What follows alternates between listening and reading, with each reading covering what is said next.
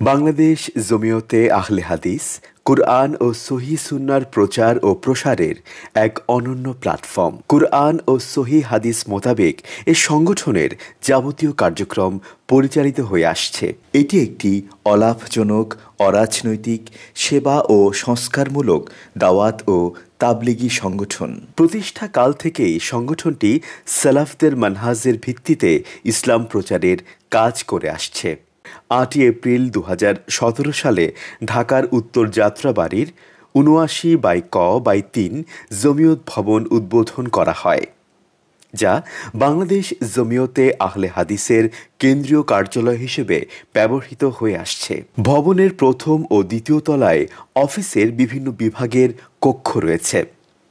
দ্বিতীয় তলায় রয়েছে মাননীয় জমিয়ত সভাপতির কক্ষ, সেক্রেটারি জেনারেলের কক্ষ, সহসভাপতি ও উপদেষ্টা মহোদয়ের কক্ষ, রয়েছে মিটিং রুম, আরও রয়েছে যুগ্ম সেক্রেটারিগণের কক্ষ, অফিস সেক্রেটারির কক্ষ, হিসাবরক্ষকের কক্ষ, আরও রয়েছে আল্লামা আবদুল্লাহেল কাফি আল কোরাইশি রাহিমাহুল্লাহ মিলনায়তন। ভবনটির প্রথম তলায় রয়েছে ফাতাওয়া ও গবেষণা বিভাগ এবং বিদেশ ও প্রবাস বিভাগের কক্ষ, সাপ্তাহিক আরাফাত ও জমিয়তের বিক্রয় ও বিপণন কক্ষ, রয়েছে মাসিক তর্জুমানুল হাদিসের কক্ষ। এছাড়াও রয়েছে বাংলাদেশ জমিয়তে আহলে হাদিসের পরিচালিত শিক্ষা বোর্ড, বাংলাদেশ আহলে হাদিস তালিমি বোর্ডের কক্ষ।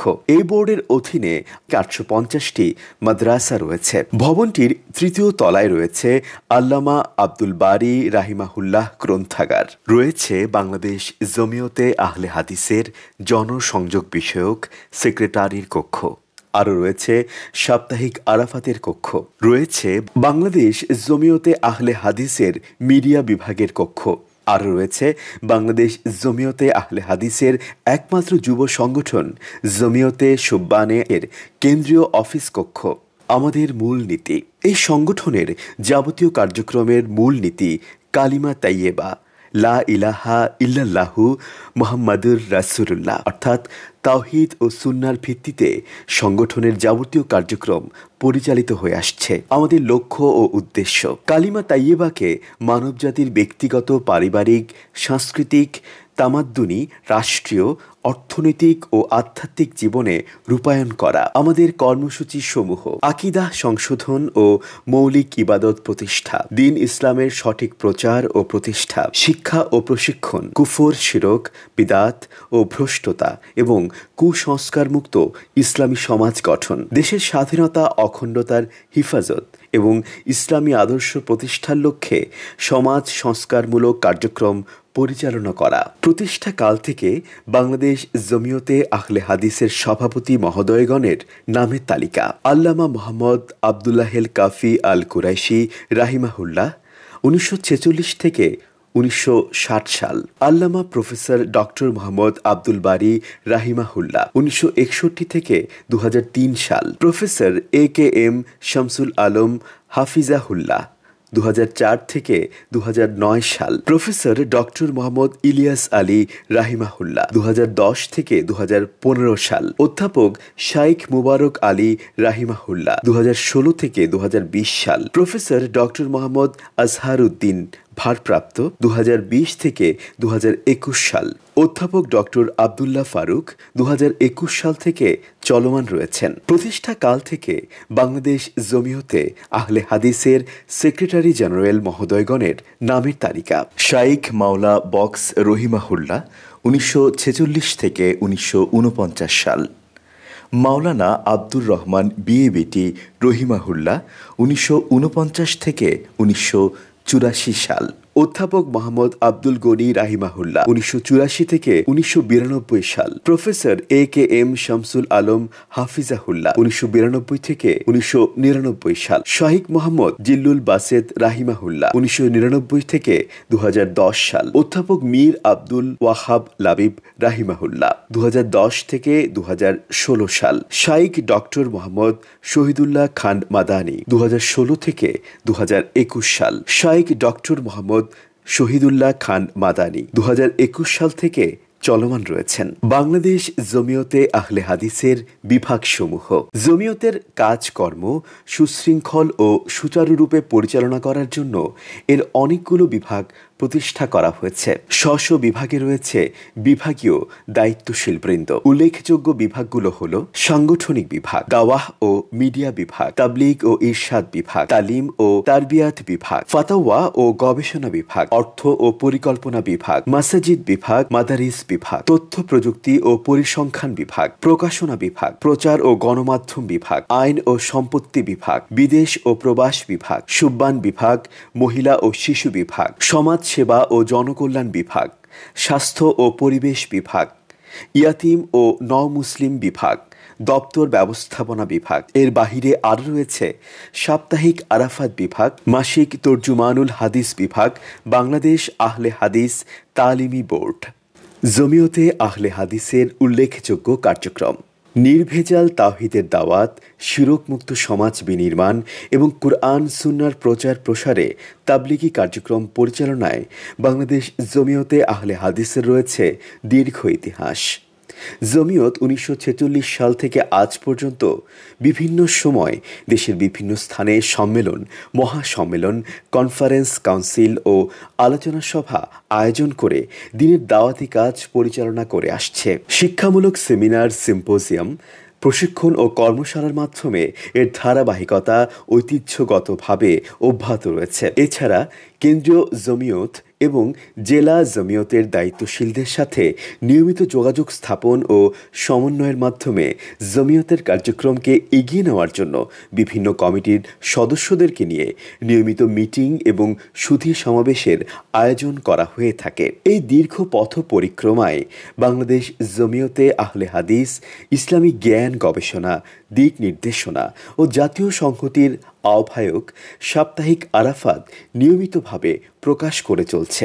পাশাপাশি আল্লামা আবদুল্লাহিল কাফি আল কুরাইশি এর কুরআন হাদিস গবেষণাপত্র, মাসিক তর্জুমানুল হাদিসের প্রকাশনা অব্যাহত রেখেছে। এছাড়া বিভিন্ন পুস্তক, মাসাআলা মাসাইল গ্রন্থ, প্রশ্নোত্তর বিষয়ক পুস্তিকা প্রকাশ করে জমিয়ত প্রকাশনা জগতে অবদান রাখছে। ইসলামের শিক্ষা প্রচার ও প্রসারের লক্ষ্যে মাদ্রাসা, বিভিন্ন প্রতিষ্ঠান ও বিশ্ববিদ্যালয় প্রতিষ্ঠা করা এবং দায়ী, আলেম, সংস্কারক ও গবেষক তৈরি করা, মসজিদ প্রতিষ্ঠা ও সংস্কার করা এবং তত্ত্বাবধান করা, অভাবী, দরিদ্র, ইয়াতিম, বিধবাদের পাশে দাঁড়ানো, ঝড়, বন্যা ও অন্যান্য প্রাকৃতিক দুর্যোগের কবলে পড়ে ক্ষতিগ্রস্তদের সাহায্য করা, ঈদ উপলক্ষে অভাবী ও দরিদ্র মানুষদের মাঝে খাদ্য, কুরবানির মাংস বিতরণ করা, শীতকালে শীত বস্ত্র বিতরণ করা, করোনা মহামারীতে মাস্ক ও অক্সিজেন বিতরণ করা, রোহিঙ্গাদের মাঝে খাবার ও অর্থ বিতরণ করা,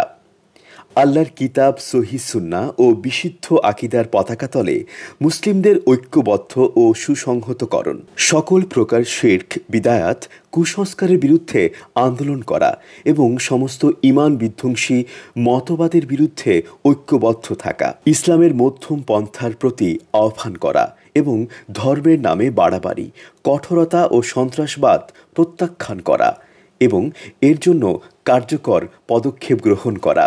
জমিয়তের এইসব উদার কর্মকাণ্ডে দেশের অধিকাংশ মানুষের অকুণ্ঠ সমর্থন ও ভালোবাসা অব্যাহত রয়েছে। জমিয়তের স্থায়ী সম্পদ: ঢাকা নগরীর কেন্দ্র নবাবপুরে অবস্থিত 2181 বর্গমিটার আয়তনের একটি জমিন। বর্তমানে সেখানে দোকান রয়েছে এবং পুরাতন জমিয়ত অফিস রয়েছে। এছাড়া ঢাকার উত্তর যাত্রাবাড়িতে রয়েছে 5672 বর্গমিটার আয়তন বিশিষ্ট একটি জমিন। এতে রয়েছে জমিয়তের নির্মাণাধীন 10 তলা ভবন ও প্রধান কার্যালয়। সাভারের বাইপাইলে রয়েছে 48 বিঘা আয়তন বিশিষ্ট বিশাল ভূখণ্ড। এই ভূখণ্ডে রয়েছে জমিয়তের বাইতুল আবেদিন কেন্দ্রীয় জামে মসজিদ, রয়েছে কেন্দ্রীয় ইয়াতিমখানা, রয়েছে আল্লামা মোহাম্মদ আবদুল্লাহিল কাফি আল কুরাইশি রাহিমাহুল্লাহ মডেল মাদ্রাসা। আরও রয়েছে উম্মুল মুমিনিন আয়েশা রাজিয়াল্লাহ আনহা মডেল মহিলা মাদ্রাসা এবং সরকারি অনুমোদনের জন্য প্রক্রিয়াধীন আন্তর্জাতিক বিজ্ঞান এবং কারিগরি ইসলামী বিশ্ববিদ্যালয়। গাজীপুরের ভাউরাইদে রয়েছে 4 বিঘা আয়তনের একটি জমিন। এতে রয়েছে জমিয়তের মুসলিম পুনর্বাসন কেন্দ্র। সেখানে প্রায় 20টি পরিবার বসবাস করছে। এখানে একটি মসজিদ রয়েছে। মসজিদে ছোটদের জন্য মক্তব এবং বয়স্কদের ইসলামী তালিম দেওয়ার ব্যবস্থা করা হয়েছে। এই প্রকল্পের উন্নয়নে আরও কিছু পরিকল্পনা আমাদের হাতে রয়েছে। জমিয়তের শাখা, মাদ্রাসা ও মসজিদ সমূহের সংখ্যা। সারা দেশে জমিয়তের জেলা ভিত্তিক 49টি শাখা, থানা ভিত্তিক 425টি শাখা এবং 6500টি গ্রাম পর্যায়ের শাখা রয়েছে। সেই সঙ্গে জমিয়তের অধীনে রয়েছে প্রাথমিক স্তর থেকে বিশ্ববিদ্যালয় স্তর পর্যন্ত 8 শতাধিক শিক্ষা প্রতিষ্ঠান। এগুলোর সর্বস্তরেই রয়েছে জমিয়তের সরাসরি তত্ত্বাবধান। বাংলাদেশ জমিয়তে আহলে হাদিস সবসময় ফিলিস্তিন সমস্যা, রোহিঙ্গা সমস্যা, কাশ্মীর সমস্যা এবং আঞ্চলিক ও আন্তর্জাতিক সকল ইস্যুতে আরব অনারব সকল মুসলিমদের পক্ষ অবলম্বন করে। একই সঙ্গে বাংলাদেশ জমিয়তে আহলে হাদিস দেশের অভ্যন্তরীণ শান্তি শৃঙ্খলা বজায় রাখার ব্যাপারে সচেষ্ট। পারস্পরিক হিংসা, বিদ্বেষ, মারামারি, হানাহানি, সন্ত্রাসবাদ ও জঙ্গিবাদের বিরুদ্ধে এবং বিশ্ব শান্তি প্রতিষ্ঠায় জমিয়ত কাজ করে যাচ্ছে। বাংলাদেশ জমিয়তে আহলে হাদিস তার আঞ্চলিক ও আন্তর্জাতিক বিভিন্ন দাওয়াত ও তাবলিগি কনফারেন্স, হারামাইন শরীফাইনের দেশ ও ভ্রাতৃপ্রতিম উপসাগরীয় দেশের সম্মানিত মেহমানদেরকে দাওয়াত দিয়ে থাকে। ইতোপূর্বে মুসলিম বিশ্বের বিভিন্ন দেশের মেহমানগণ জমিয়তের দাওয়াতে সাড়া দিয়ে আসছে এবং তাদের মূল্যবান পরামর্শ ও দিক নির্দেশনা জমিয়তকে দিয়েছে।